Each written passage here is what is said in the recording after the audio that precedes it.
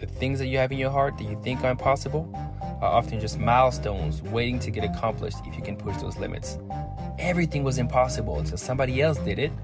So you can either hang around people that tell you it can be done, or hang around those that inspire possibilities. Welcome to the Inspiring Possibilities Podcast. Weekly interviews with entrepreneurs, artists, those that inspire possibilities. And I'm your host, Julian Marion.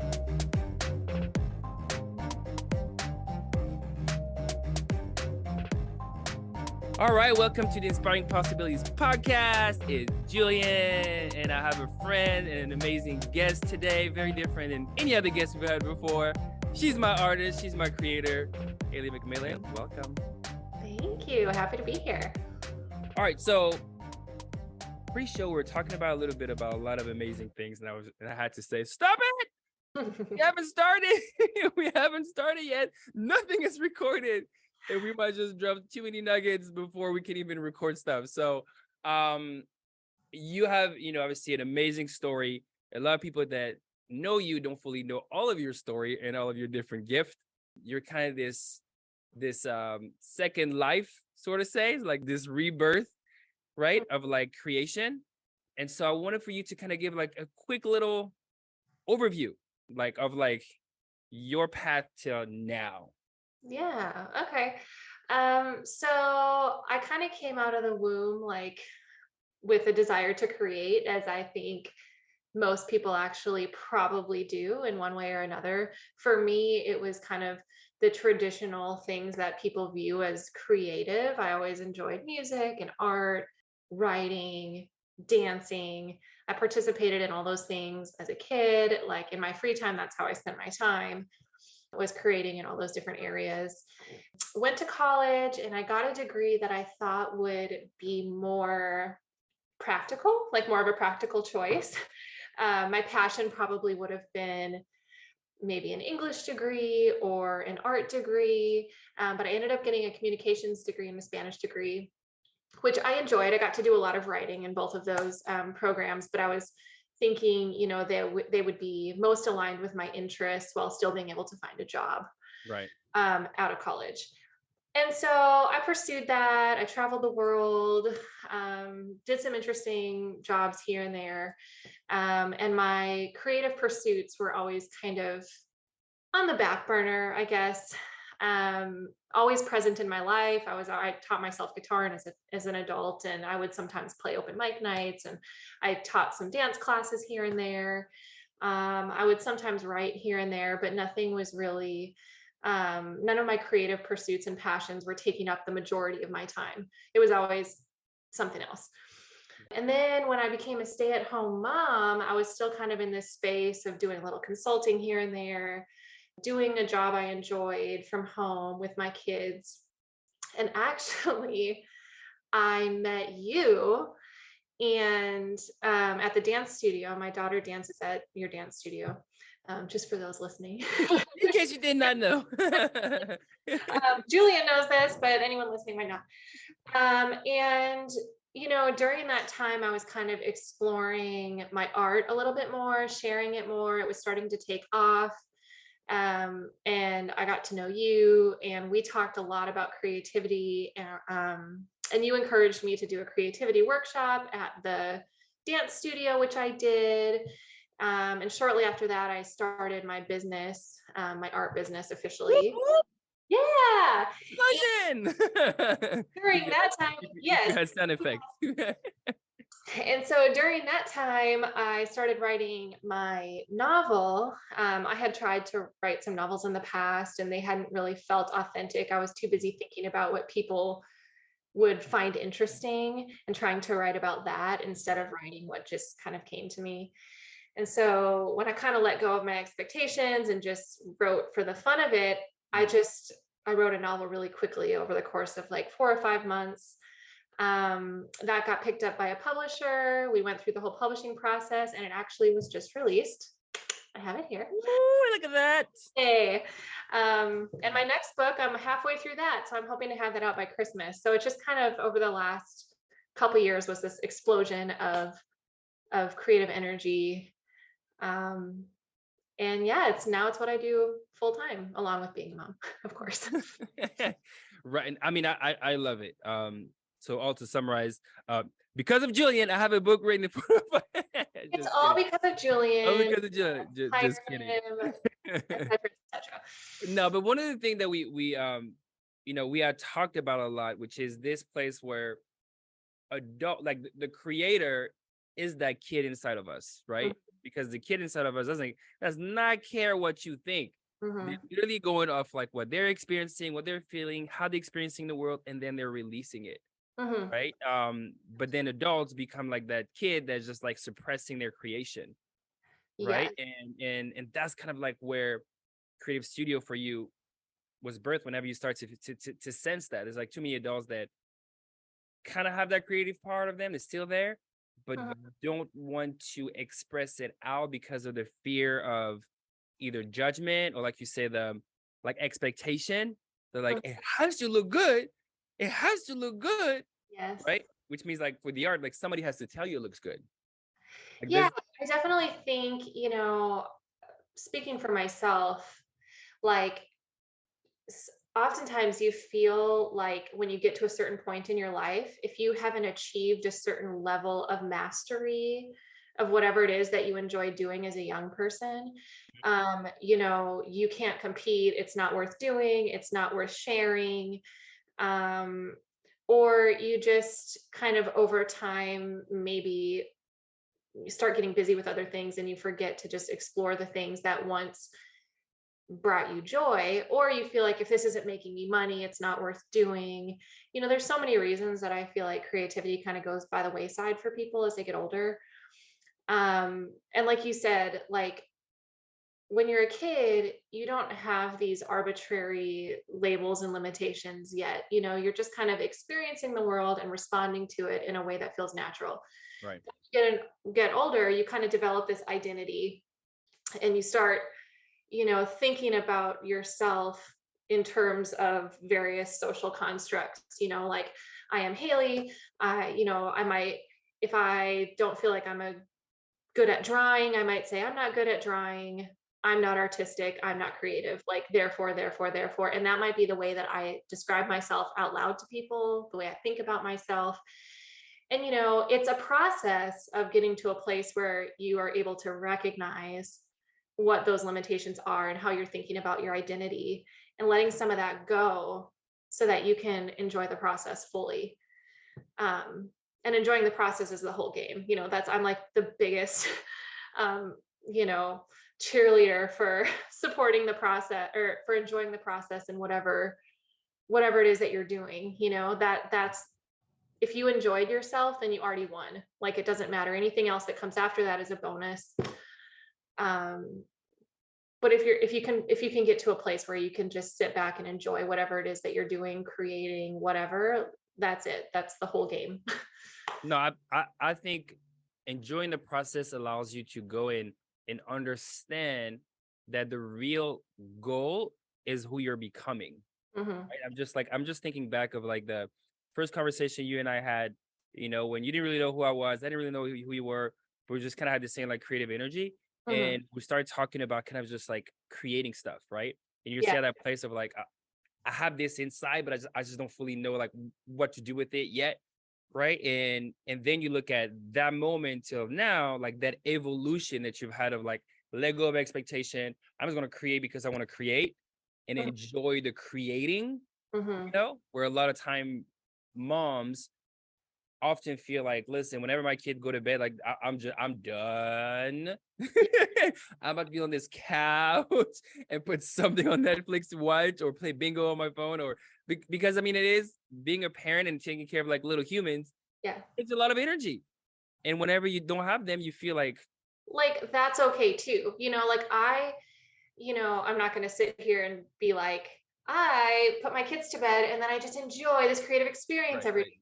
There is so much time that I spend sitting and doing absolutely nothing because sometimes that's what I want to do. That is, I am enjoying the process of right. sitting, chilling out, doing nothing, but when I feel a little spark or an idea, I make sure that I find time and space for that idea to grow a little bit.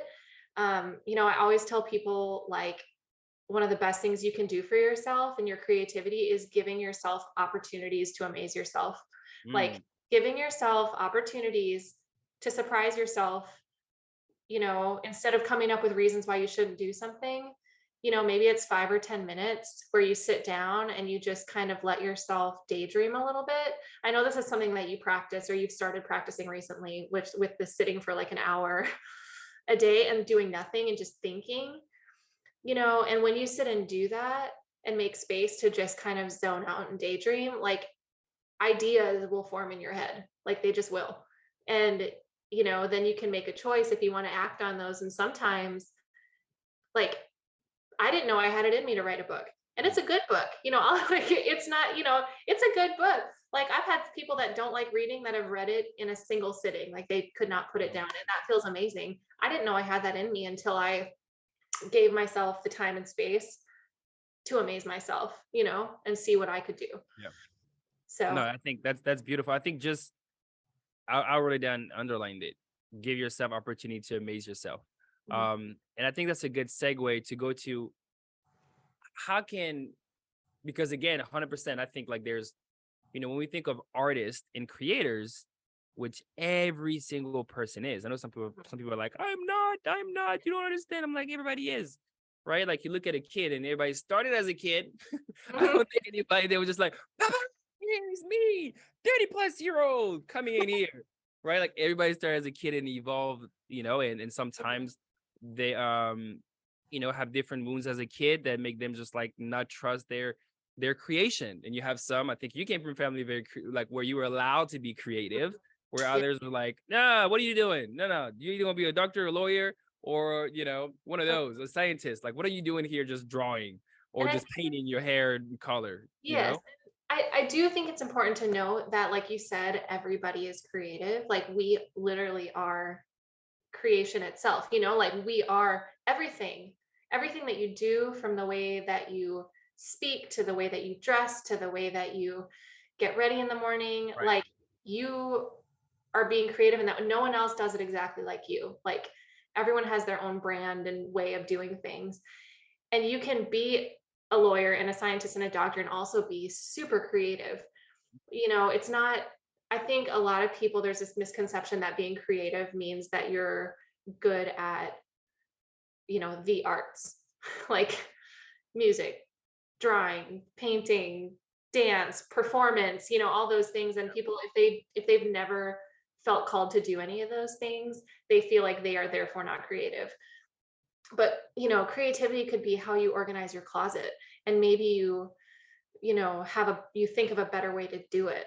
That is being Right. creative, and that might be your thing. Like maybe it's, and that's something you can also share if you want to. You don't have to, but it's something you can share. So I don't know. I think like it's important to kind of like open up the, you know kind of umbrella, I guess, of what we consider creativity in general. So how do you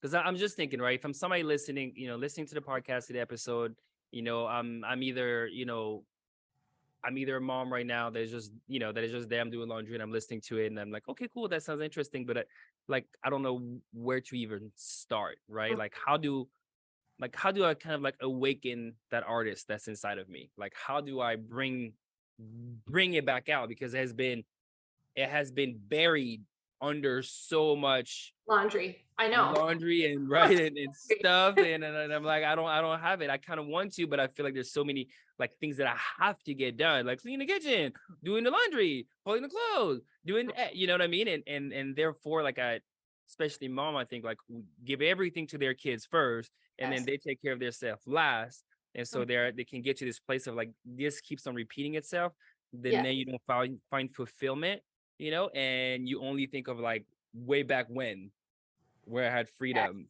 or that I have kids. But I don't want to think about that because then I feel like I'm guilty that I'm not loving being a mom, because I love being a mom, but I also want to be able to make progress and create something and release it. Yes. So how can somebody awaken that artist that's, inside of them? Yeah, I feel like there's a few things that you can do. One, like we already talked about, giving yourself opportunities to amaze yourself. I mean, giving yourself intentional space, not just the Netflix space like we talked about, but intentional space where your intention in the time that you've set aside is to daydream, pick up something that you haven't touched in a while, pick up an instrument you haven't picked up in a while, or maybe you played piano when you were a kid and you are one of those people that says, oh, I used to play piano, or I've always wanted to learn how to play piano. I feel like I hear people say that all the time, and it's like, well, you're not dead, so you absolutely can. Right. You absolutely can do that if that's something that you've always wanted to do. So giving yourself dedicated time. I mean, communicate if you have a partner, communicating with your partner about that dedicated time to be sure that you're not interrupted. Like, I feel like that's important. Like, my husband knows that if he's not working and he has a break, that I want to be doing something, that is productive for me. It might not make the money in the family. I might not be the breadwinner, but my time to do things that fulfill me is still important. And I think there's a lot of moms that are missing that support sometimes from their husband to like step aside and recognize that the things they want to do are important too, whether or not it makes money for the family, right? So communication and support from your partner is important. Making space for yourself. I also think, you know, trying to build a community. I know it's sometimes hard to build a community, but trying to find people who like the same things that you like. Sometimes you kind of get in these groups where you're friends with these moms because your kids go to school together, or you're friends with these moms, and that's great too. Like, you have a community that's built around your kids and your kids' social lives and the things that your kids are involved in and they like to do. And maybe joining a book club would be something that would be a way to build community, but also explore something that makes you happy too. So I don't know, for me, it was having that daydreaming time and just opening my laptop and just starting. And sometimes that's the hardest thing, just starting. It's easy to think about it and talk about it, but just starting and you might take off. Yeah. So if you had to coach somebody that is there at that place, right? We always talk about momentum is one of the hardest thing to build, right? Most of the energy, mental energy and physical energy happens like at the beginning stage of like starting anything, right? Just like I think the book, right? Just like, what are we gonna do? What you know what I mean? Like that beginning of like the blank paper is there and have to figure out where to go. For some that can feel very daunting and they quit before they even start. So if somebody is there to like they feel the pull, start, but they still feel blocked, right? What can you tell them to conquer that fear and getting to action? Yeah, I would say focus always on enjoying the process and not the end goal. A lot of times I feel like motivational professionals are, always kind of talking about, imagine who you want to become and imagine where you want to go and what this is going to be. And there is a place for that. I feel like there is a place for making plans and taking actionable steps towards a goal. Right. Like, there's a place for that. But there's also, when you're starting out and you're feeling maybe intimidated or you're feeling overwhelmed or unsure, I think the best thing to do is just have fun with it. Like, don't worry about the spelling. Don't worry don't worry about what somebody's going to think about it. If anyone's going to enjoy, what you produce, it's not for them, and I feel like 9 times out of 10, if you let go of your expectations and your end goal and your judgments of yourself, like, you will produce something better. Like, my art and my writing is 100% better when I am not thinking about what it's going to turn out like. It just, because it just flows from wherever creativity comes from, flows from there. I think that's great. I mean, that I wrote a book called Get It Out. And the whole premise of the book is that there's something inside of you that you have to get out, but there's other things on top of it that have to get out the way first. But the whole thing that has to get out is not for you. Mhm. It's always for somebody else, but you don't know that you don't always know who that somebody else is, because it's still that creation that comes in, like you said, just like that inspiration, that energy that allows you to feel inspired and then create and And you then just release. yes, and you just have to trust that if the inspiration is there and the desire is there, that it's a worthy pursuit. Even if nobody ever experiences it. Like, in my opinion. Right. I know that like you and I think you and I have a little bit of a difference there. Sometimes when we talk, or a different energy, I guess, when it comes to this, where you are about getting it out and affecting other people in your Yep. communities, and somebody might need what you have to offer. And I love that. And that is totally valuable. But I also think there's a place for, you know, not everyone necessarily wants to share, not everyone has to share. And my goal, if I inspire anyone to do anything, would just be to do things you enjoy and enjoy them fully without limitations and expectations of yourself. If you decide to share after that and you want to, wonderful, but trusting your creative instincts is not easy, but it's a beautiful thing when you can do it. So anyway. No, I think 100%. Hmm. I was still always add, you gotta release it. You Hmm. gotta let the bird fly, because the reality is this: whatever you create, oh man, I believe that with everything in me. Whatever you create, okay, good, bad, ugly, whatever you create is experienced by somebody very differently than even the way you experiencing it, Hmm. right? And therefore, again, with everything that I have, therefore, whatever you create always has the opportunity to impact somebody and unlock somebody else's thing. Hmm. Always, and especially when it comes to creation, whether it's like a podcast episode, or Hmm. it's a painting, or it's a song, or it's a beat, or it's a haircut, like whatever that is, or it's a bottle, like whatever that is, once released to the wilds, right, has the opportunity to impact one person, and that one person impacts Yes. something else, right? So for me, I'm always encouraging, like, hey, you create something, like, I mean, you think of Van Gogh. How many of his art was actually just like stored? He was like, I don't care. I don't do not need to go share that with anybody. This is for me, Hmm. until he died, and then people brought him out, and they actually created so much more, almost like lineage out of like some of the pieces that he had created. But he just felt like, I'm not doing it for you or them. I'm not doing it for me. But only until released were they able to actually impact, you know, um, somebody else. So let the bird fly. Agree. I feel like, and I feel like most people who are called to take part in Right. creative endeavors typically tend to have a feeling like they want to share it with somebody.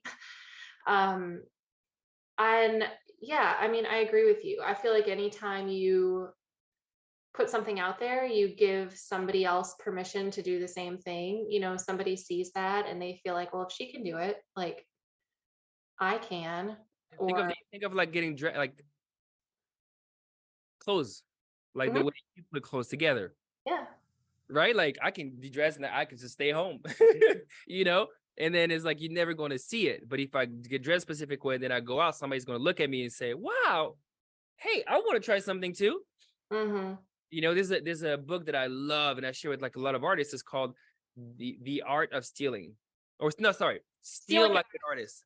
All right, yes. it's a square Steal Like an Artist, and the Mhm. whole premise of the book is that there's nothing new, right? Everything comes from something, Yes. but because you're experiencing life very differently, you are going to express it differently. We can listen to the same song and you hear vocal, I might hear bass. And therefore, like I'm going to dance one way, you're going to dance another way. Or Yeah. if we're looking at a picture and I was just looking at color pattern and you looking at lines and you're redoing it with lines and I was just doing colors. It's Mhm. because we're all experiencing the world very differently. And so Mhm. therefore, you're grabbing something that has been released, and because of that, now inspiration comes to you and you create something else out of that initial raw material ish, Yeah. so anyway, That my encouragement: if you have something, guys, release it, let it go, and don't care about the outcome. Just enjoy the process of creation, and then just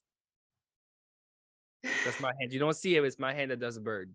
Let it fly. Let it fly. Let it fly. And I think, another piece of advice that I give artists, specifically anyone who wants to create anything, and this goes along with what you were saying, is it's important to just notice. I think the best artists are also the best noticers of the world around them. It's really easy to kind of be in your head and be thinking about what you need to do next and this and that.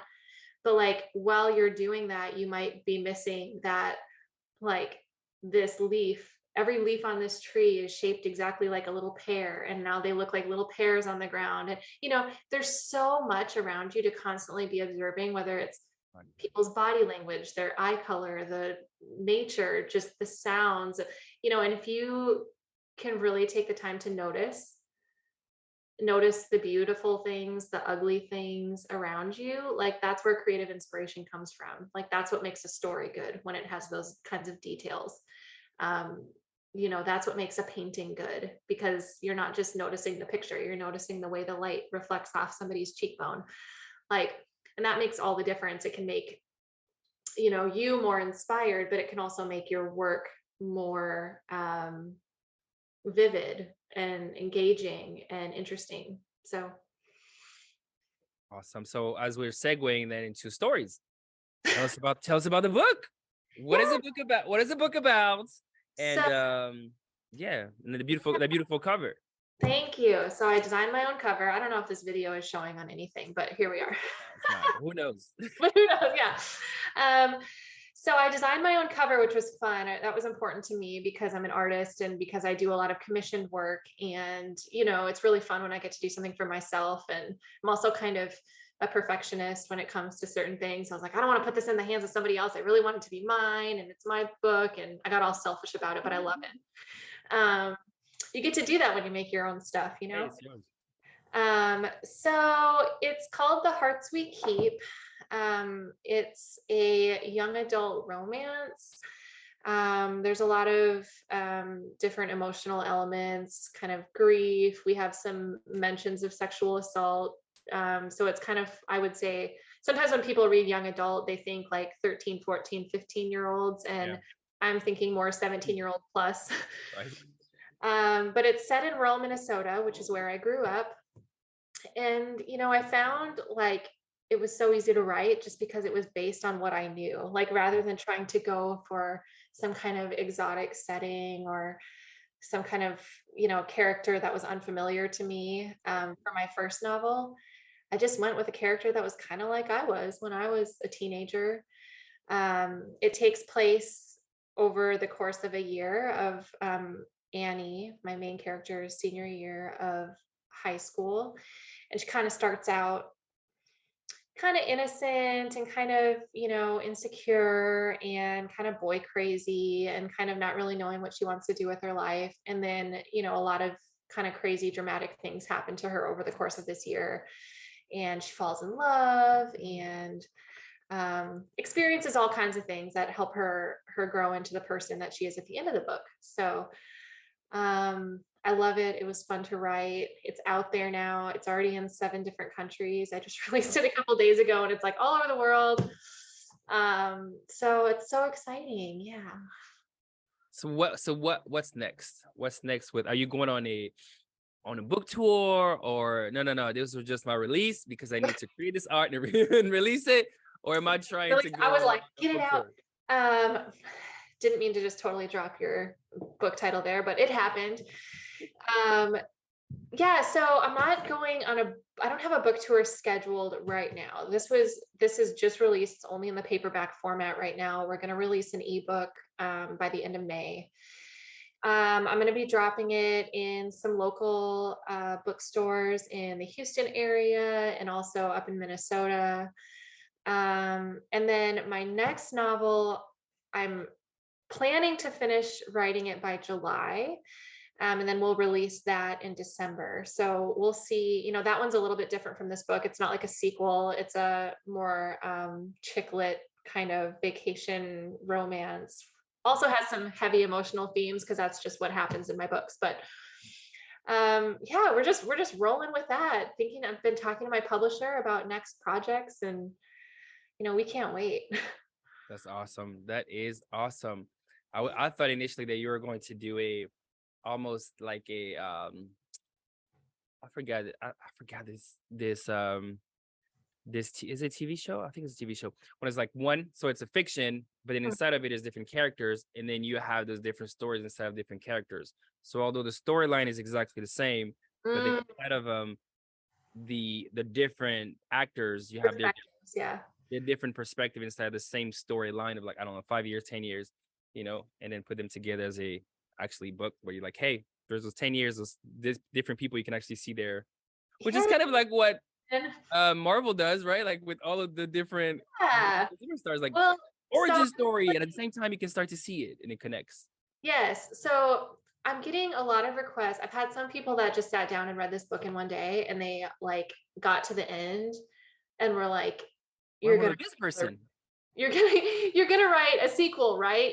Like they're because I kind of leave it. I don't leave it hanging, but I tie it up. But it is a little bit open ended. Like A you little could see the cliffhanger. character moving forward. They're not a cliffhanger, but I left it a little open so that Dune hanger, smaller. I could. No, cliff. Dune, smaller. I don't know. So my publisher and no one has heard of this yet. So you're the first person I'm telling this to.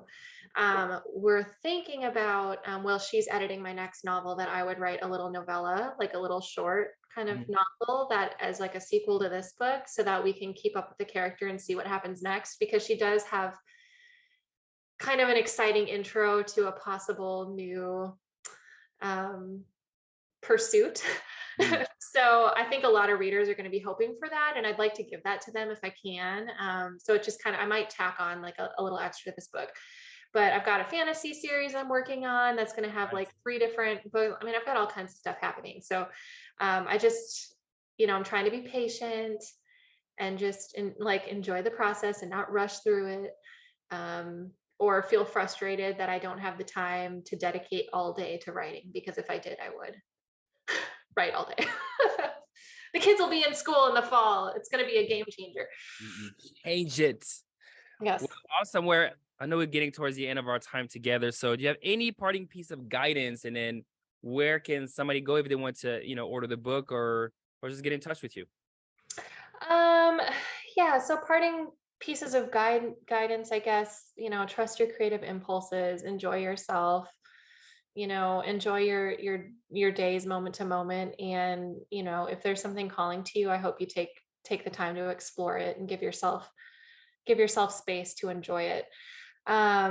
My book is available on Amazon right now. It's so new that it's tucked right inside the books category still. If you search all departments, it doesn't even come up yet because it's so new.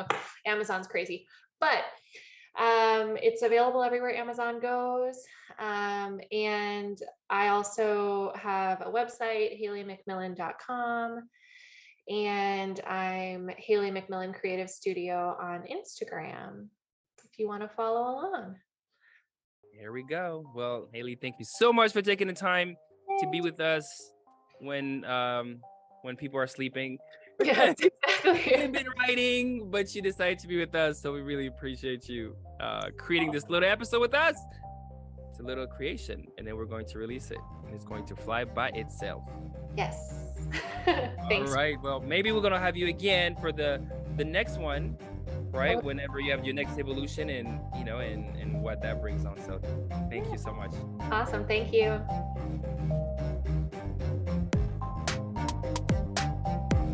Hey, I hope you have enjoyed this episode. If this is your first time listening to the podcast, make sure to drop a review. Let us know how you liked it, and what did you like about the episode that you listened to. Also, if this is your first time, make sure to subscribe so you can be notified as soon as we drop a new episode. And remember, accept compliments from everyone, limitations from no one. Talk to you soon. Bye.